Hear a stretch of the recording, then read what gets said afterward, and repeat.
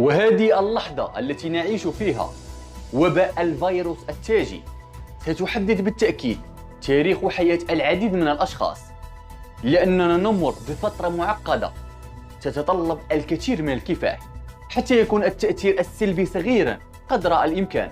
حتى العالم توقف عمليا، لكن عالم العلم لم يتوقف، وهم الآن يعملون بجد أكثر من أي وقت مضى، يبحثون عن طرق جديدة لمواجهة كوفيد-19.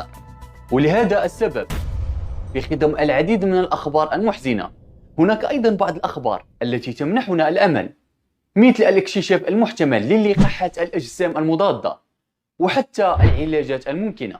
لذلك في فيديو اليوم سنعرض عليك العلاج المحتمل لفيروس كورونا. ولكن هل نسيت أن تشترك في القناة وتفعيل هذا الجرس الصغير، وأهم شيء وضع لايك للفيديو لكي تكون للقناة فرصة أن تعرف أكثر؟ إذن يلا نبدأ يا رفاق.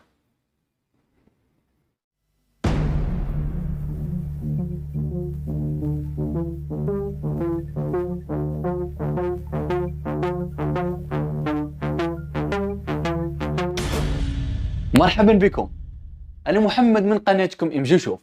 وكما تعلم انتهى وباء فيروس كورونا بالانتشار بسرعة في جميع أنحاء العالم، حيث أصاب أكثر من 75 مليون شخص وأودى بحياة أكثر من 1,600,000 إنسان. ولهذا السبب يكرس الباحثون من المؤسسات حول العالم أنفسهم يوميا لإيجاد علاجات ممكنة والأجسام المضادة للأشخاص الذين يبلغون من العمر 19 عاما. للأسف منذ بداية أبريل كان هناك العديد من التطورات في هذا الصدد، وهذا منذ الأجسام المضادة حتى لقاحة المستقبل. لا يزال معظم الناس في مرحلة الاختبار البشري، ولكن ما تحتاج إلى معرفته يا رفاق حتى الآن النتائج متفائلة جدا.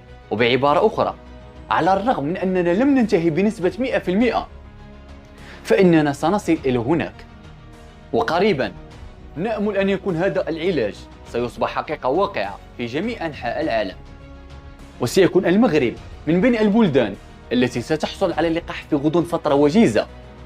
وسنصل إلى هذا الموضوع الذي ستعرفه. والآن سنتحدث عن اللقاحات التي يتم تطويرها. وأين اللقاحات؟ يعني لا يوجد لقاح، لا يوجد علاج أثبت فعاليته في مكافحة فيروس كورونا، لكن العديد من مجموعة من العلماء حول العالم تعمل بأقصى سرعة على مشاريع لقاح ضد فيروس كورونا، أي أن اللقاحات قادمة، وبعض الأبحاث في مراحل متقدمة بالفعل. وحتى الآن هناك نجاح وفقا للصحف الرقمية في إسرائيل. على سبيل المثال هناك حوالي 100 فريق حول العالم يدرسون ويحاولون إنشاء لقاح ضد فيروس كورونا هذا، وهناك متطوعون أيضا، وحوالي 10 منهم يقومون بالفعل باختبارات على البشر، وبعضهم الآخر على وشك الوصول قريبا. ولكن حتى مع ذلك منذ بداية هذا الوباء أكدوا بشدة بعض العلماء من أن العملية بعد تطوير اللقاح في المختبر يمكن أن تستغرق ما يصل إلى 18 شهرا. بمعنى آخر سيتعين علينا الانتظار لفترة أطول قليلا حتى نتأكد من أن اللقاح سيشفي الجميع. لكن على أي حال هذه خطة رائعة، لأننا أكثر اهتماما، لأن اللقاحات تعمل بالفعل، وهذه خطوة كبيرة نحو تغلبنا على هذا الوباء. في 5 مايو عام 2020 على سبيل المثال فايزر أعلنت شركة أدوية أمريكية أنها بدأت في اختبار اللقاح على البشر، وستكون 4 أنواع من الجرعات سيتم اختبارها على الأشخاص الذين بصحة جيدة، الذين تتراوح أعمارهم بين 18 سنة إلى 55 سنة هناك في الولايات المتحدة. وهذا إجراء رائد في التاريخ، حيث يتم اختبار اللقاحات في البداية أولا، ثم يتم اختبار على الحيوانات قبل البشر. ولكن نظرا لظهور الموقف الناجم عن فيروس كورونا يقوم الباحثون والعلماء بتسريع عملية اللقاح حتى نحصل على حل في أسرع وقت ممكن. وهدفهم الرئيسي هو الوصول إلى جرعة آمنة، خصوصا على أصحاب الأمراض المزمنة. وفقا للخبراء يمكن أن يصل هذا اللقاح كما تعلمون عندما بدأ بعض الناس في تجربة بعض اللقاحات في الشهور القليلة الماضية. بالطبع كما قلنا قد يستغرق 18 شهرا تقريبا. ولكن نظرا لأننا في هذا السباق فإنهم يبذلون قصارى جهدهم لجعلها تخرج في أسرع وقت ممكن، وهذا على الأقل. هناك لقاحات 8 أخرى في نفس المرحلة من التطوير في العديد من البلدان الأخرى في العالم، مثل على سبيل المثال شركة أمريكية أخرى تسمى موديرنا إنك، وهي أيضا في سباق للحصول على لقاح فعال ضد كوفيد 19. أعلنوا مؤخرا وتمكن 8 مشاركين في اختبارات الأجسام المضادة لكوفيد 19 من إنتاج هذه الأجسام المضادة بنجاح. لكن الاختبارات لا تزال في المرحلة الأولية، حيث يتعين عليهم إجراء المزيد من الاختبارات، كما أنهم يختبرون هذا اللقاح في مرضى آخرين في أعمار مختلفة على عضو آخر. وهي أيضا متقدمة جدا هي جامعة أكسفورد في إنجلترا، حيث يعملون على اللقاح يبطل آثار فيروس كورونا، وبعد ذلك يبقى الشخص محصنا ضده. بدأوا اختباراتهم في 23 من أبريل، وتم اختبارهم بالفعل، وسكان أكسفورد ساوثينستون لندن وأيضا من بريستول كان الجميع بين 18 سنة و55 عاما خلال الاختبارات الأولى. حتى حوالي 1100 متطوع تم إخضاعهم لهذا اللقاح، وهؤلاء الأشخاص كما تلقوا البعض لقاح التهاب السحايا بشكل عشوائي لمعرفة كيف يعمل تأثير الدواء الوهمي ضد فيروس كورونا. وبالنسبة لأولئك الذين لا يعرفون تأثير الدواء الوهمي، يكون ذلك عندما يتم علاج الشخص دون تناول الدواء المناسب. لذا فإن بعض العلماء في أكسفورد يفعلون الشيء نفسه مع فيروس كورونا، لا يزالون لا يعرفون ما إذا كان الأمر سينجح، لكنه اختبار لمعرفة ما إذا كان بإمكانهم التعامل مع الأمر بهذه الطريقة. أعلن فريق أكسفورد نفسه الفترة الزمنية لظهور هذه اللقاحات غير معروفة، وذلك راجع للاختبارات التي تقام تهدف إلى إنتاج ما يصل إلى 30 مليون جرعة من لقاحات فيروس كورونا.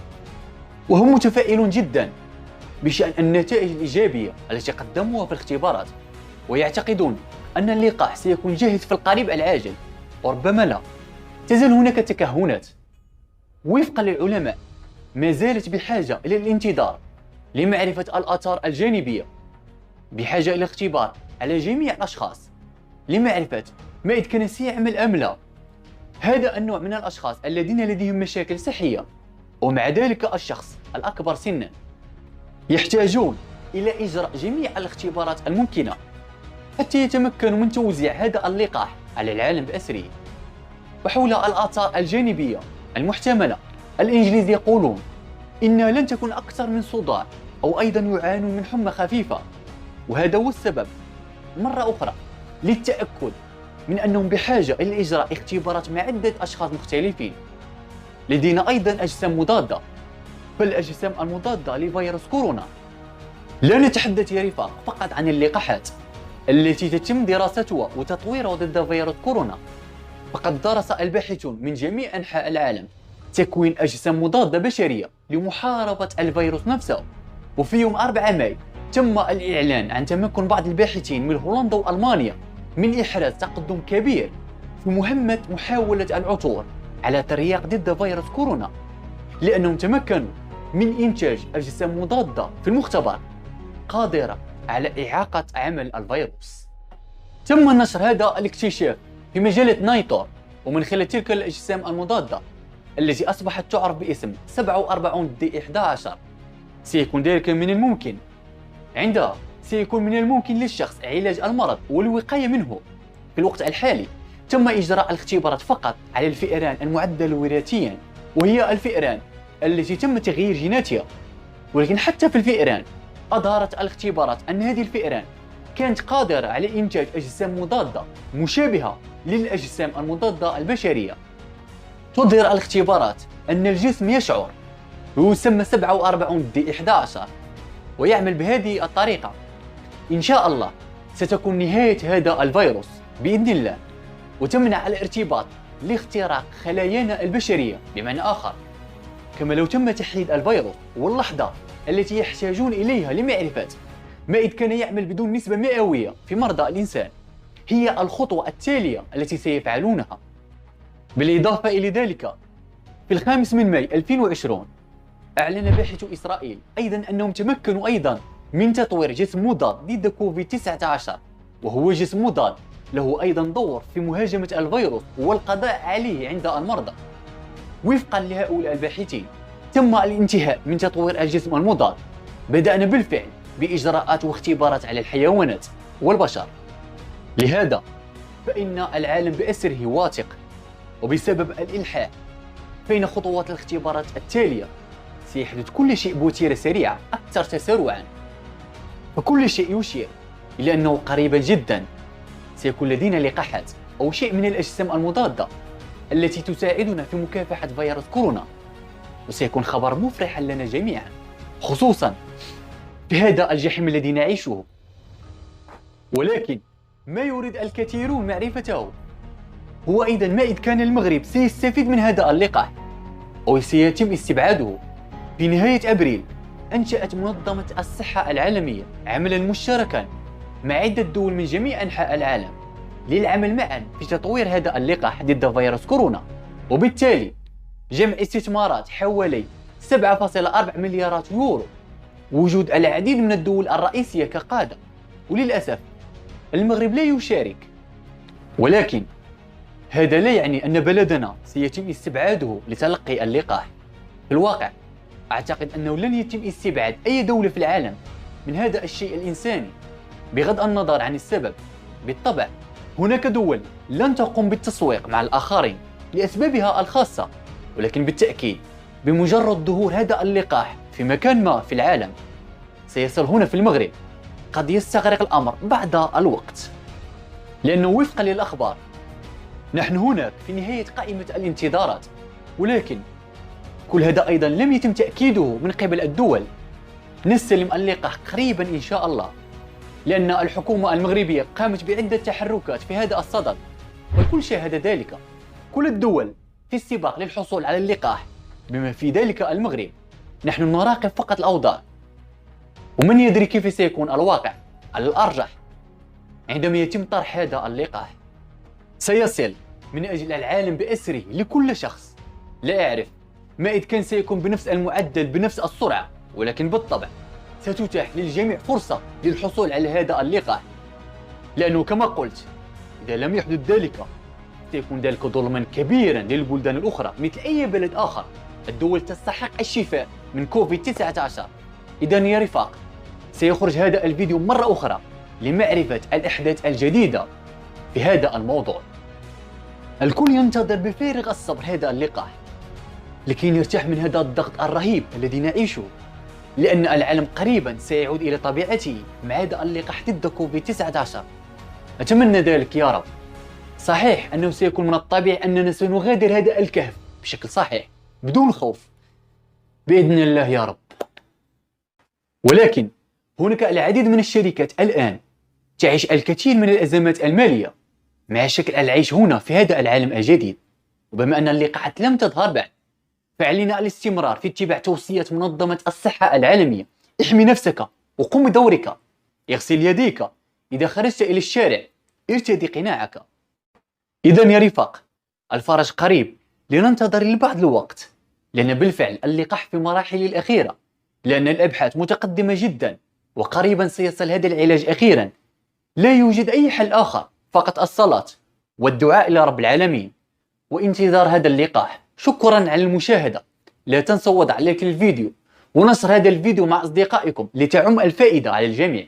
أراكم قريبا. وداعا يا رفاق.